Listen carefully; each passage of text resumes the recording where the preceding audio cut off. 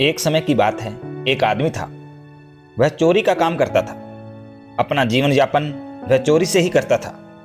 उसके एक बेटा था। वह बहुत ही समझदार था, लेकिन उसने अपने बेटे को कभी स्कूल नहीं भेजा। वह अपने बेटे को भी चोरी के गुर सिखाता रहता था। वह भी चोरी के काम में लग गया और वह आदमी अपने बेटे से कहने लगा कि बेटा, कभी भी प्रवचन भाव महात्मा लोगों की बातें मत सुनना। वह व्यक्ति अपने बेटे को कभी भी प्रवचन सुनने जाने भी नहीं देता था। एक दिन बेटे ने राजमहल में चोरी करने का प्लान बनाया और वह घर से निकल पड़ा। राजमहल काफी दूर था। वह पैदल पैदल जा रहा था। रास्ते में उसे प्यास लगी। उसने इधर उधर पानी के लिए देखा। थोड़ी दूरी पर उसे एक कुटिया दिखाई दी।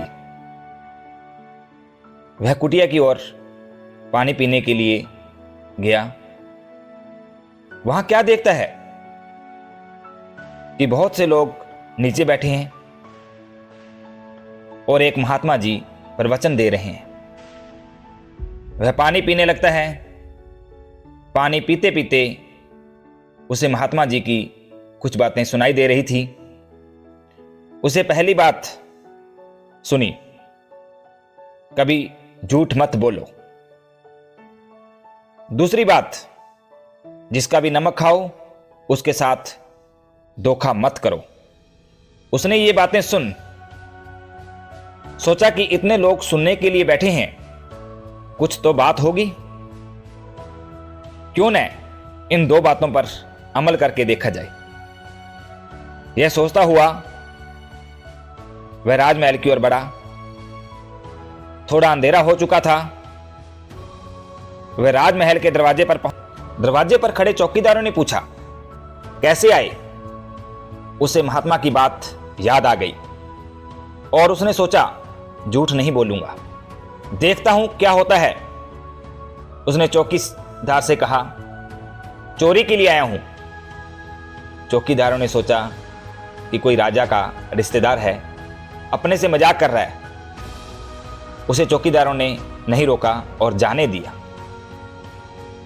वह अंदर गया और तिजोरी में से हीरे जवाहरात सोना चांदी चोरी कर वापस मुड़ने लगा।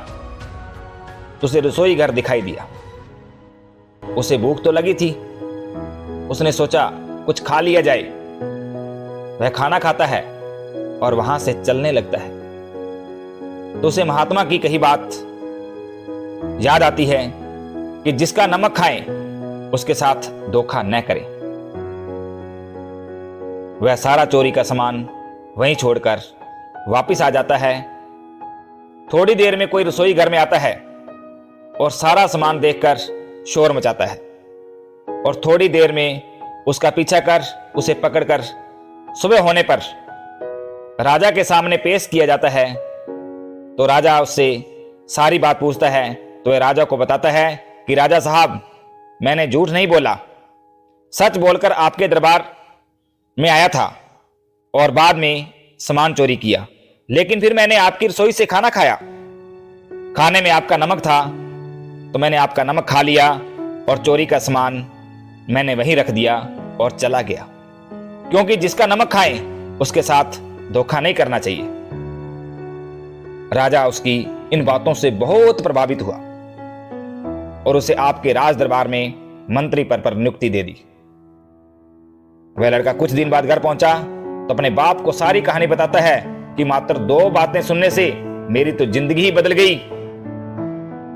यदि मुझे आप पहले रोकते ना तो पता नहीं मैं किस मुकाम तक पहुंचता।